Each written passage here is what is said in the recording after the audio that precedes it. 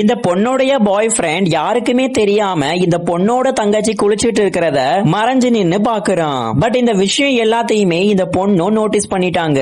இவனும் எதுவும் தெரியாத மாதிரி அந்த பாத்ரூமோட டோரை லாக் பண்ணிட்டு அங்கிருந்து போயிடுறான். இத பார்த்து அவனுடைய கேர்ள் ஃப்ரெண்டும் ரொம்பவே சந்தோஷப்படுறா. அன்னைக்கு நைட் இந்த பொண்ணு தூக்க கலகத்துல எழுந்திருச்சு வரும்போது இந்த பையன் வேற யாருக்கிட்டயோ போன் பேசிட்டு இருக்கிறான். இந்த கால்லையுமே எனக்கு உன்னை ரொம்ப பிடிச்சிருக்கு, உன்னோட அழகு என் கண்ணை மறைக்குதுன்னு நிறைய விஷயங்களை சொல்லி ரொம்பவே பாசமா யார்கிட்டயோ பேசிட்டு இருக்கான். இதெல்லாம் கேட்டு இந்த பொண்ணும் கோவப்பட்டு அந்த ரூமுக்குள்ளேயும் போய் அவனை நல்லாவே அடிக்க ஆரம்பிச்சிருவாங்க. பதிலுக்கு அவனும் இந்த பொண்ண சரமாரியா அடிச்சிடுறான். இப்படி இவங்க சண்டை போட்டுட்டு இருக்கிறத கேட்ட இந்த பொண்ணுடைய தங்கச்சியும் அந்த இடத்துக்கு வந்துடுறாங்க. இவனும் டைரக்டா அந்த பொண்ணு கிட்ட போயிட்டு நீ மட்டும் என்னைய கல்யாணம் பண்ணிக்கிட்டீனா இந்த சொத்து எல்லாத்துக்கும் நான் உனக்கு தான் கொடுப்பேன்னு சொல்லிடுவான். இதை கேட்டுட்டு அந்த தங்கச்சி பொண்ணுமே அவனுக்கு ஓகே சொல்லிடுவாங்க.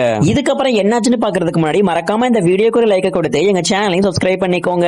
இந்த தங்கச்சி பொண்ணு இது எல்லாத்தையும் வேணும்னு தான் பண்றாங்க. இந்த பையன் அவங்க அக்காவை ஏமாத்தினதுக்கு நல்ல பாடத்தை கத்து கொடுக்கணும்னு ஆசைப்படுறாங்க. அதனால இவனுடைய ப்ரப்போசலையும் அக்செப்ட் பண்ணிக்கிறாங்க. பட் இந்த அக்கா பொண்ணும் எவ்வளவோ அவ பாய் ஃப்ரெண்ட் கிட்ட சொல்லி அவனுடைய மனசை மாத்த ட்ரை பண்றாங்க. பட் அவன் எதை பத்தியுமே யோசிக்காம எனக்கு இந்த தங்கச்சி பொண்ணு தான் வேணும்னு சொல்லி ஒத்த கால்ல நிக்கிறான். அப்புறம் இந்த பொண்ணையுமே தூக்கிக்கிட்டு ரூமுக்குள்ளேயும் போயிடுறான். இந்த தங்கச்சி பொண்ணுடைய பாஸ்ட் லைஃப் ரொம்பவே மோசமானதா இருக்கும். யாரெல்லாம் இந்த பொண்ணுக்கு ப்ரப்போஸ் பண்றாங்களோ அவங்க எல்லாரும் அன்னைக்கு நைட்டே செத்து கிடப்பாங்க.